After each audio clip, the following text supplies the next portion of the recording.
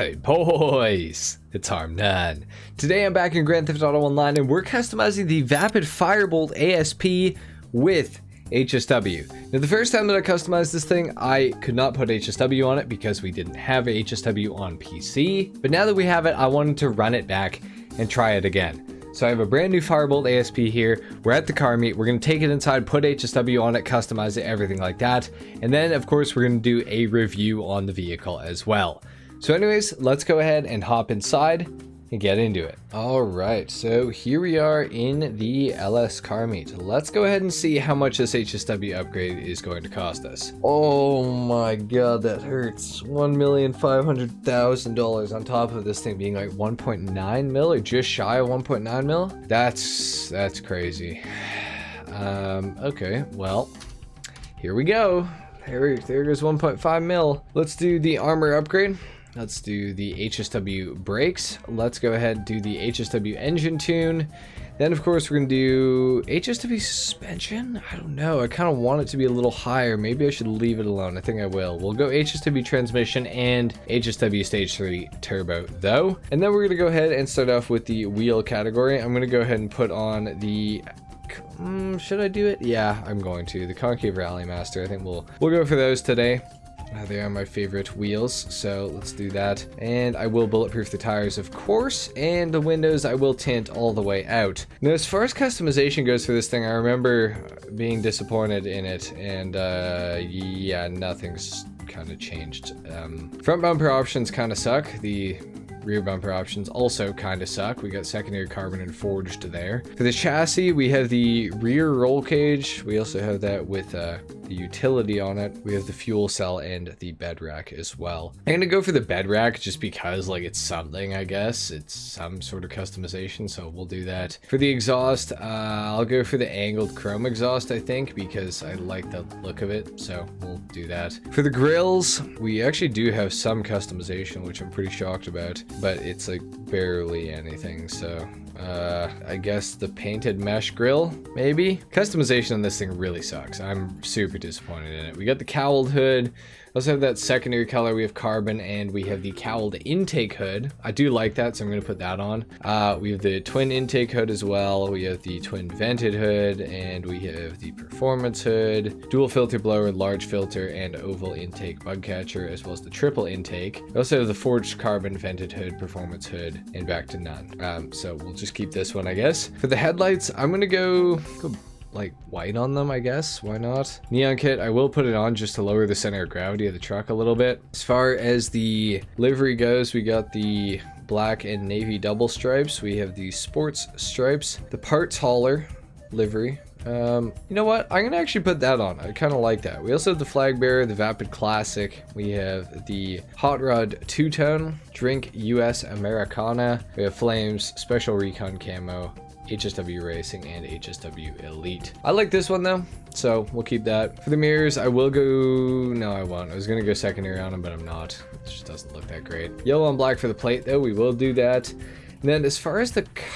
color goes, kind of thinking I want to go for maybe a frost white, honestly. Kind of like the look of frost white. Kind of clean. So we'll go for that. Let's have the secondary color. I guess I'll do that in a frost white as well. Might as well keep everything the same. As far as the door goes, I'll do frost white there too, because why not, I guess. And skirts, we have some steps that we can put on, but this truck is already so low, I really don't think it needs steps, so I'm going to avoid that. Can put a spoiler on it though, so we'll see. Oh my god, they're all so ugly. I'll do the low level ducktail, I guess, just for the sake of doing it. I also have some sun strips. No, I don't really want to put them on. I think that's gonna be it. I think that's gonna be it for this thing. So we're gonna take it outside. We're gonna do a review on the vehicle now with HSW for the first time, so I'm excited about that. We're gonna see how this thing actually performs with that HSW upgrade. Is it gonna be more worth it than it was before? I'm kind of doubting it. But before I do this test drive, I am going to wait for it to be daytime. So I will see you guys in a couple minutes. All right. It's finally almost sort of light out. So anyway, we're going to do the sound test on this vehicle. Then we're going to get into the review. So let's take a listen here.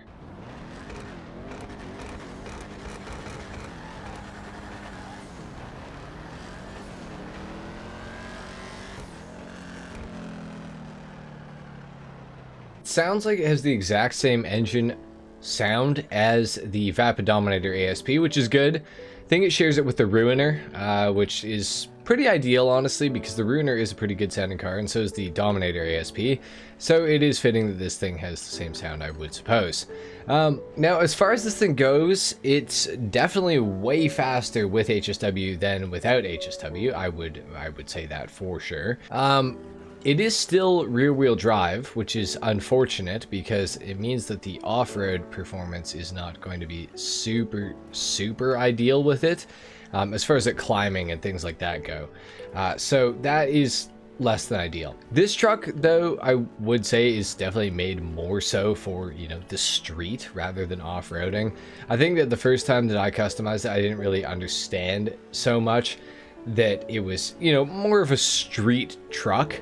And that's more what it was, you know, designed to be. So I feel like I was judging it a little bit harder in that last customization of this thing. However, it is in the off-road category in GTA, so I would expect it to still be pretty decent off-road. Now, it does have fairly good grip off-road, and for just like driving on like a dirt track or like on relatively flat ground and things like that, this thing's actually fine. It's totally good. It's just where it, you know, when you're climbing that it's not super ideal. But it's only on, you know, super steep surfaces and things like that. And with HSW, it's probably going to be a lot better than it was the last time that I customized it. So overall, I'm saying that I do like it a lot more with HSW. Now, the real question is, though, is it worth putting HSW on this thing? What I will say is that I do not believe it is worth putting HSW on it unless like you already had it before maybe and you've had it for a while, or it's, you know, one of your favorite vehicles, and if that's the case, then do whatever you want. You don't have to listen to me. But I think for the majority of people, if you're focused on performance and you want a good vehicle for the money, you should just get an Ubermark Niobe or a Bravado Banshee GTS, because they're obviously going to smoke this thing in every possible statistical category. They're going to be faster. They're both, you know, in the sports category. They're going to do the time trials easier and everything like that. So, you know, it's not going to be that awesome of a vehicle in comparison to those vehicles. So that's what I will say about it. I would advise most people to probably not buy it and also not put HSW on it. I just simply don't think it's worth it for the average person who's probably only going to really use it for like time trials and things like that. Now, if you're into off-roading, if you're into trucks, if you're into things like that, you may want to consider purchasing this thing because it is a really fast example of a pickup truck in GTA Online. I would argue that it's probably the fastest example of a pickup truck in this entire game. So if that sounds interesting to you, you may want to purchase the Firebolt ASP. It's honestly not a bad vehicle. It's just bad for the money. That's the thing. And really, it's only bad when you compare it to some of the other potential HSW cars that you could purchase with the, you know, roughly same dollar amount. Just for an example, I mean, this thing was 1.5 plus 1.9. That's almost the same price as the GTS with HSW and almost the same price as the Niobe with HSW. So you can kind of see what I'm talking about here. The value is just not really there with this vehicle, unfortunately. It is still cool. It's still fun, but it's just not really worth it for the average person, I would say. As you can see, it is really struggling to climb this incline. Actually, you know what? It did that pretty convincingly, I gotta say. Let me find out. This thing's not all-wheel drive, right? No, it is certainly not. I am revving it right now, in case you guys were wondering, but it is certainly rear-wheel drive. But it did make it up that, so maybe I need to take back what I was saying about it not being able to climb, because honestly, that was pretty impressive, I gotta say.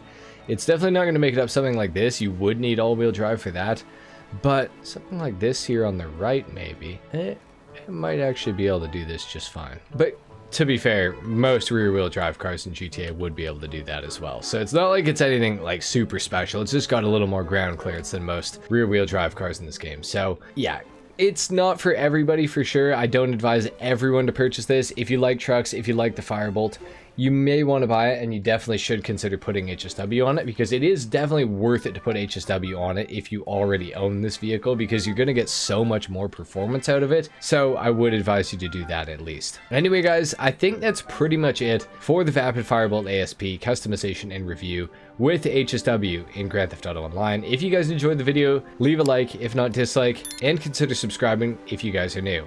I'll see you in the next one. Until then, take care. Peace.